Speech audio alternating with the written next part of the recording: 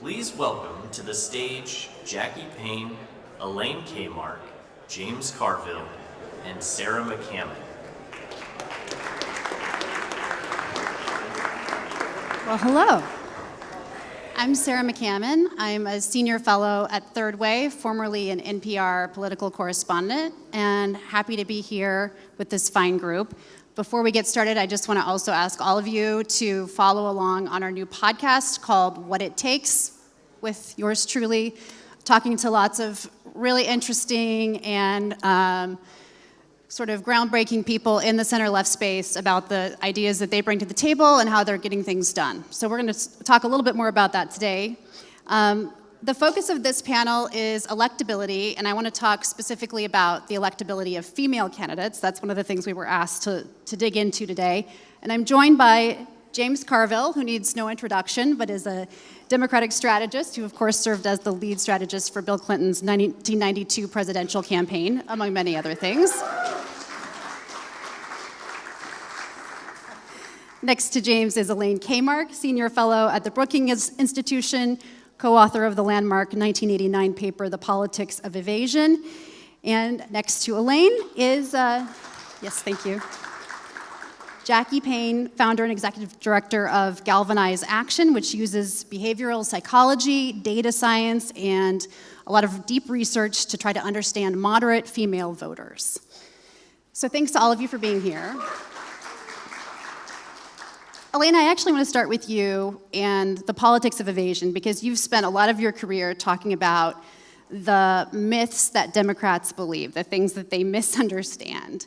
And as we talk about electability, particularly of female candidates, as we look ahead to 2028 and beyond, what myths do you think Democrats are believing right now? Well, that's a good question.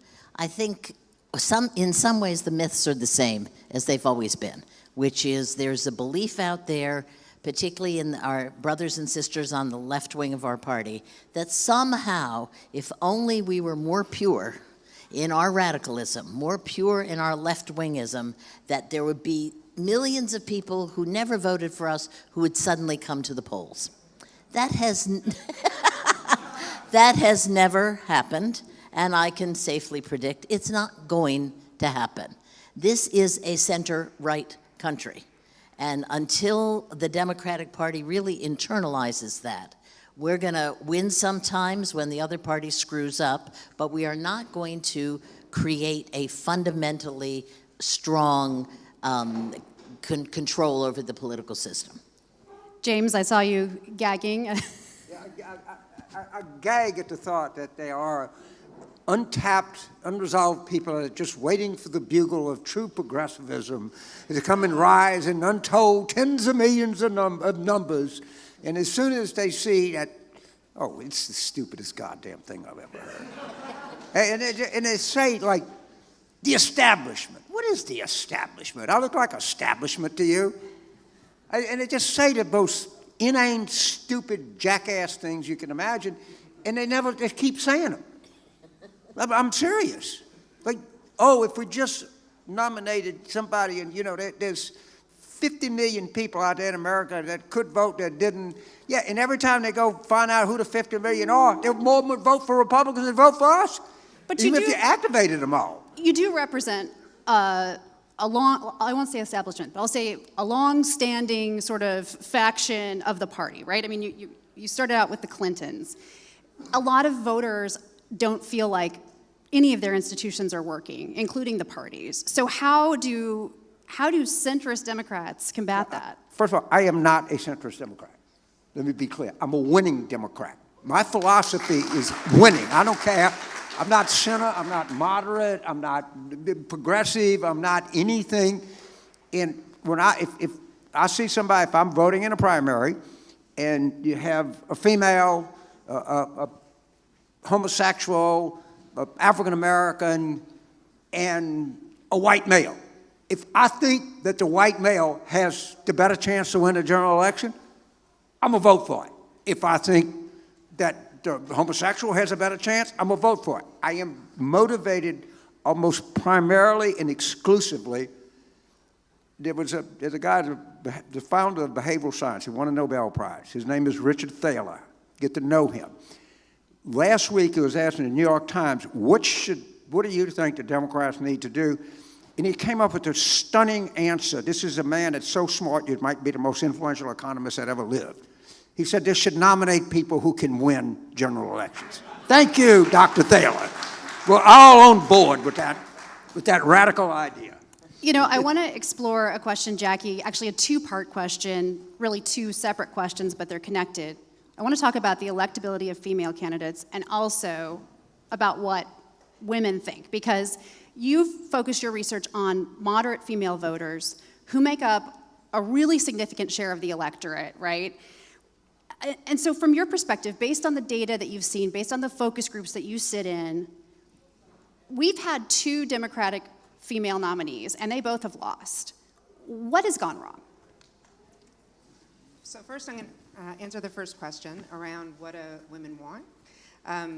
We started Galvanize Action 9 years ago, and we have done research constantly since then to try to understand moderate women with a special expertise in moderate white women because of their scale.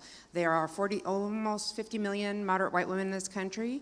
Right now, looking ahead to the midterms, if you look at the toss-up races, there are 24% or more of the vote share in a large number of those toss-ups. So if you don't understand what's going on with moderate women, and moderate white women specifically, you're not serious about winning. So that's really what we're doing, is trying to understand them. You've heard all day, affordability is the key. For moderate white women, the majority do not have a 4-year college degree. The majority are living in households under $100,000. Last month, we asked them about what's going on for them, and 82% said that because of the rise in gas prices due to the Iran war, they are changing how they're spending money. And almost 30% said that's changing how they're paying for groceries and healthcare, like real essential things. So they are in pain, and they are looking for leaders who are paying attention to them and who they trust will deliver for them. We can go on all day about the way that pain shows up, but that's mostly what they want. And you heard this on other panels from other constituencies. People want to feel seen, cared about, and that to trust that the leader will deliver. So what we've seen right now, they want affordability. What they're getting is chaos and corruption. About 80% say they are worried about corruption right now. And the bad news for Democrats is it's not just Republicans they think are corrupt. Studies show that they think that both Republicans and Democrats are corrupt. Yes, they're very upset with Trump. 66% of them disapprove of President Trump, but 76% of them disapprove of Congress, and 57% say they disapprove of both Democrats and Republicans. They do not feel like there is a party for them right now. So the good news for democracy is they still want to vote. And white women are have the highest turnout ratio of any demographic, right? So they still want to vote. For moderate white women, 73% tell us that they're planning to turn out in the midterms. But of those, 22% say they don't know who they're going to vote for yet. So there's an opportunity for candidates to gain their trust by talking to them about affordability and the way they feel seen. So I really want to lift up the power of the care economy. Women think about affordability and how they can care for their family. So people who can connect with them empathetically, and I also am struggling. I've struggled with childcare. My parents are in the hospital. I'm dealing with elder care. That kind of connection feels like they understand me and they're going to fight for me. So that's the general answer. When it comes to the gender of the candidate, though, you know, and let's talk about 2024, but we can also talk about 2016 if you'd like. Was the problem the gender, or to what extent might the problem been the gender of the candidate versus a policy problem, a messaging problem? And this is a question for all of you, really. So, I mean, sexism exists out in the world with voters and in this room. We see it in our research, internalized sexism that women hold, and we see it with men voters. But Harris did not lose because she was a woman. I'd love to hear the other folks' views on this.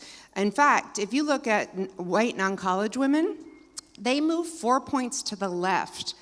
More of them voted for Harris than voted for Biden.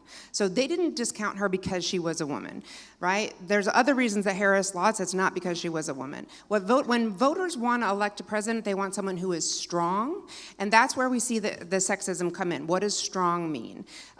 one of the things I want to point to right now is what has been going on with Spanberger and Slotkin and Cheryl. They are using their military backgrounds to check the box. You can trust that I'm strong enough. And when that box is checked, voters turn to, now are you going to focus on affordability? Do you care about me? And are you competent enough to get things done? That is what's going on there. And I'm really excited about all these military candidates, both because of it addresses that strength issue and because it addresses that sense of like, there's some honor there. I can trust you not to be corrupt. And the last thing I'll say is the real problem with women getting elected is not the voters, it is the gatekeepers, the donors who don't invest in women early because they're asking this question, can a woman win? So I think that the real challenge is for us not to undermine campaigns, because honestly, if voters want 180 degrees from Trump right now, it might well be a woman vet who shows that they are strong and competent and low drama.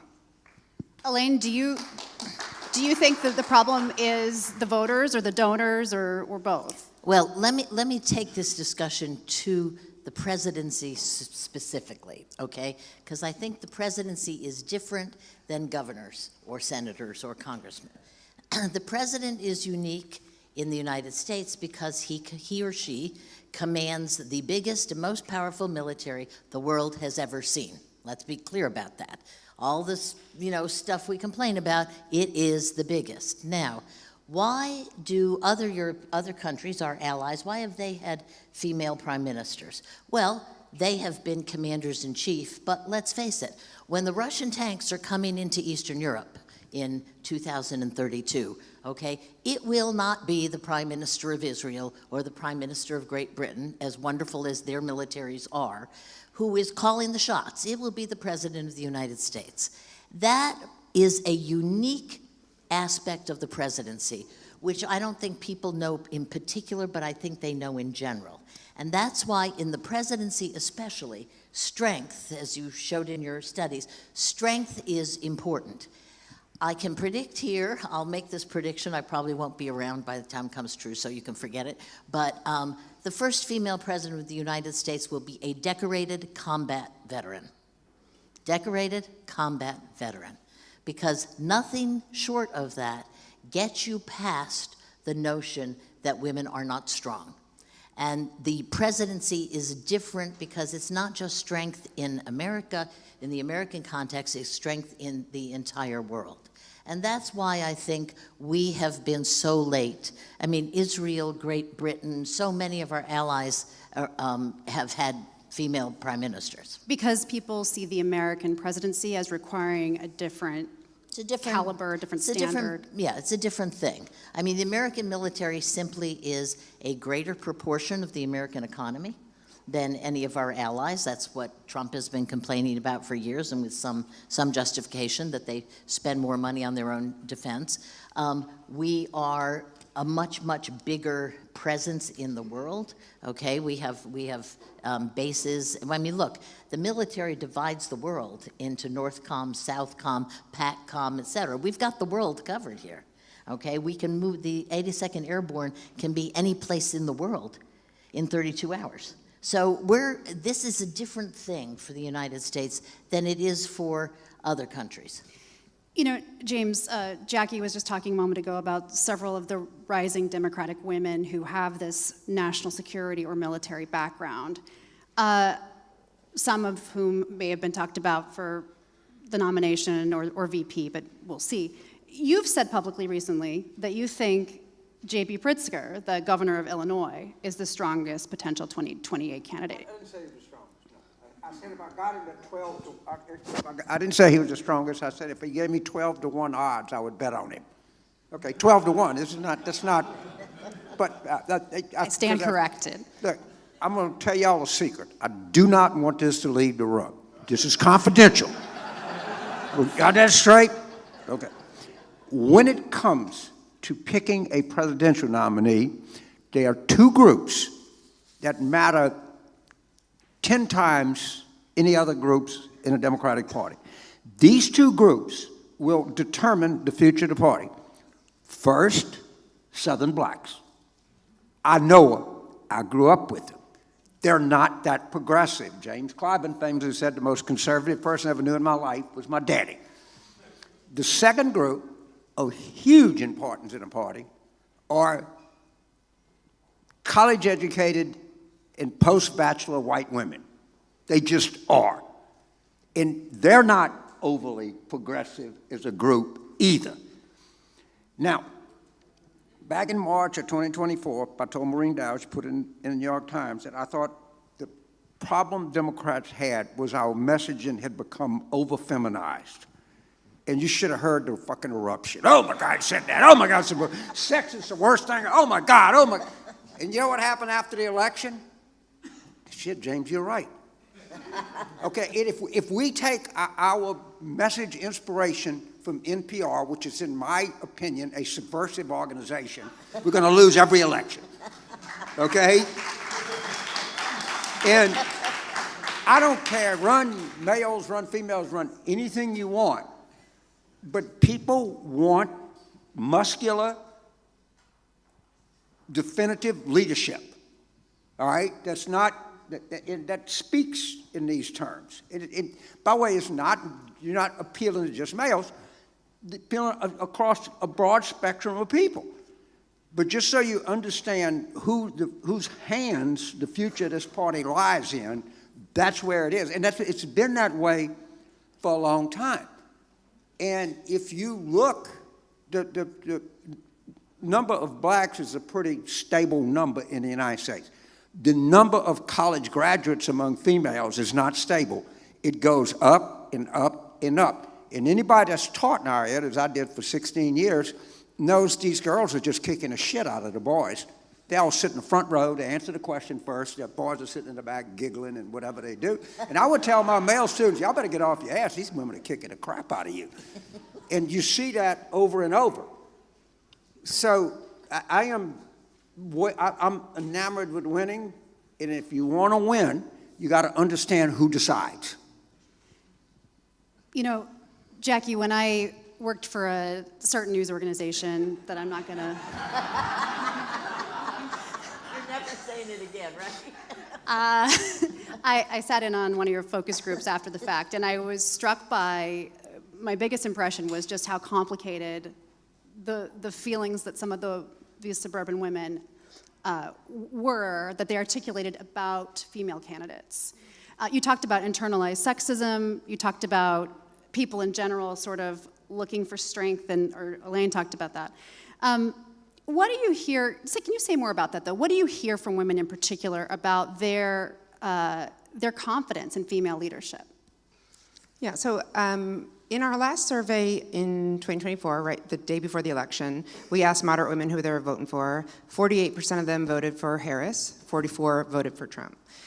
When in the focus group you're describing, that was the month before we were talking about, of those folks who had decided, why did they decide? Strength was a huge issue. And for the women who chose Trump, the way they talked about strength was the way that James is describing it. They said things like, we're in a knife fight in the alley, and you need someone who can have your back. And they wanted that kind of strength. The women who chose Harris, again, 48 to 44, the women who chose Harris said, she's got diplomacy, I think she can handle this, and she will guide us through. And so it's an interesting question about whether diplomacy now is a version of strength that voters will want in this moment where they are rejecting the wars that Trump has got us into, right? So I do totally agree that we have got to check the strength box. You have got to feel like you can put the military in this leader's hands. And then what you really want is, who is someone who's going to be competent and create stability? And that's what they're looking for now. I want to talk about the idea of ambition too, because I think this comes up a lot for female candidates. Jackie, your research, as I understand it, finds that women want strength, but they also want a certain amount of reluctance. Oh yeah, I mean, the kind of woman leader they love is the one that had to step up. They don't like ambition. They don't want an ambitious woman leader. They want a reluctant leader, someone who's like, all right, I see that there was this mess and no one else is cleaning it up. Let me get in here and I can handle it. So reluctance is great. And that comes from Worthy Strategies research. Now, from my perspective, I felt like, and maybe you guys disagree, but I felt like Kamala Harris did not lean into her gender or her race nearly as much as Hillary Clinton talked about her gender in 2016. I mean, her candidacy, her campaign stressed the historic nature of her candidacy. We all remember the slogan, "I'm with her." Question for all of you. What should candidates going forward, whether women or of other identities that maybe other than white men, what should they learn about the way that voters want them to talk about their identity, or maybe not talk about their identity? Let me start here. I think you have to separate the presidency out from other offices. Women have had no problem recently becoming governors, not much of a problem becoming senators. You know, there's a generational change. I mean, look at all the babies born to incumbent members of the House of Representatives. That was not happening several years ago. So younger women are just taking the plunge and they're getting into the House and they're just doing it all. I think there's a big generational change. The presidency is different. And so in the presidency, the weak and strength really, really matters in a way that I don't think it does for other levels of office. If you're a female candidate, you really don't have to tell me. I can figure it out. Okay? And it may be that you know, Jackie is a good post to say that there are certain preconceptions, you know, that tend to people think they're more honest, they're less likely, not as good on crime. It's just bullshit. All right, but you may have to specifically address a certain thing, not from the, you don't have to tell people you're black, they know that. You don't have to tell people you're female, well, for the most part, they know that. All right, and I just think that your messaging, your deportment, the way you handle yourself, the kind of way you're able to frame an issue, the way you're able to pivot off an attack, all really count more. And the only people that will come up to me and says, James, you know, I don't think we'll ever elect a Jewish president, or Jews. The only people that ever come up to me and say, I don't think we'll ever elect a female president, are females. The only people that come up to me and say, I don't think we'll ever elect a black president, are blacks. And, you know, my attitude with Senator Slotkin, Senator Baldwin, Senator Rosen, all won in states that Trump carried at the same time. And, you know, if you look at the way that they handle themselves, then you can see why. It's not that big a secret. But if I would have been, I'm too old to be advising, but if I had a female candidate, don't worry about it, frame your message good, you can win. Hillary actually won the popular vote. Harris was running in a change election where she adamantly and stupidly refused to embrace change and came really close. So I just don't buy the premise that we're stuck in this evaluation. I think the most important thing is a candidate that can explain themselves with great concision and brevity and do it in a way that people find inspirational and wants to be led by that person. And if you sit there and talking about, I'm going to break history, I'm the first female or ever been president. No. That's not it. That's not the right way to go about this. Yeah, I'd just say I totally agree with that. I think that there are some things you have to overcome, and you can do that even in not directly, right? Indirectly, subconsciously, right? We talk all day about things you can do that visually give cues that help people address whatever subconsciously is going on for them. So there are things that you can do to address what does exist in terms of internalized sexism, but the most important thing is to have the message and connect. So can you use a part of your experience to connect? Yes, I mean, I think we talked earlier about how moderate women care about economy and they're thinking about how to care for their family. If you're able to talk about, and any candidate can do this, but tap into your experience as a parent, right? Here's childcare, here's elder care, that shows connection. So that should be true for everybody. I will say the one thing that is different is, historically we've been very willing to elect women to legislature, right? Because we think of women as collaborators and we're happy to put them in a group, but we're less happy to see them at executive office as leaders. And who do we like to elect as president? Governors. So now we're in a place where for the first time, I think we have 13 or 14 women governors. We have a pool to pull from. So that is going to create a different opportunity for some of the candidates we see. You know, is there a chance that the first female president is actually not a Democrat? This is something I wonder about, especially because Democrats are seen, I think there's a narrative that Democrats are weaker, right? And of course, you know, President Reagan was the first to appoint a female to the Supreme Court. Is there a chance that it doesn't even come up through or she doesn't even come up through the Democratic Party? Elaine? First of all, I would say anybody who's interested in seeing a first female president, go back to the 1984 Republican Convention and look at the speech by Jeane Kirkpatrick to the 84 Republican Convention. And I saw that and I said, oh my God, that's what the first female president looks like and sounds like. And what people said afterwards were things like, oh my God, if I was the Soviets, it was Soviets back then, if I was the Soviets, I'd be terrified to sit across a negotiating table from her. Okay, that's how much strength she managed to emote. But so I would say that, wait, what was the first question? I wanted to tell you that story. It's sort of a wild card question. Is there a possibility the first female president is not a Democrat? The other reason is, and I think the polling bears this out, is that people think women are liberals. Okay, and people think liberals are going to give away all your money, they're going to give money away for childcare, etc. I suspect that it's very possible the first female president is a Republican who's center-right and not liberal. So, Elaine, if the next female president is almost certainly going to have a college degree. Yeah. And so the odds as a Democrat are just much higher because females are the pool that you're drawing from is so much bigger. I mean, to go to Elaine talks about Jeane Kirkpatrick's speech to the 1984 convention. The speech that is generally regarded as the greatest convention speech in history, and you can look it up and listen to it, was Barbara Jordan at the 1976 Democratic Convention. Barbara Jordan. And any candidate, particularly any female that is thinking about a career in politics or running for office, it's the one speech I would recommend that you listen to, Barbara Jordan's address to the 1976 Democratic Convention. And note, she was disabled, she was a sexually identity minority, which is a lesbian, okay?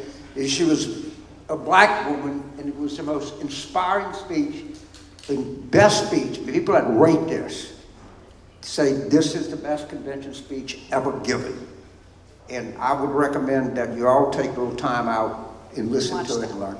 We got to wrap, but one or two lines from each of you.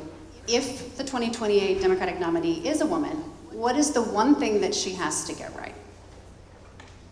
Jackie? I mean, focus on affordability and say you're against corruption. That's who's going to win. Be strong. I'm not a criminal. I'm kind of basic. I'm not looking for my aspirations.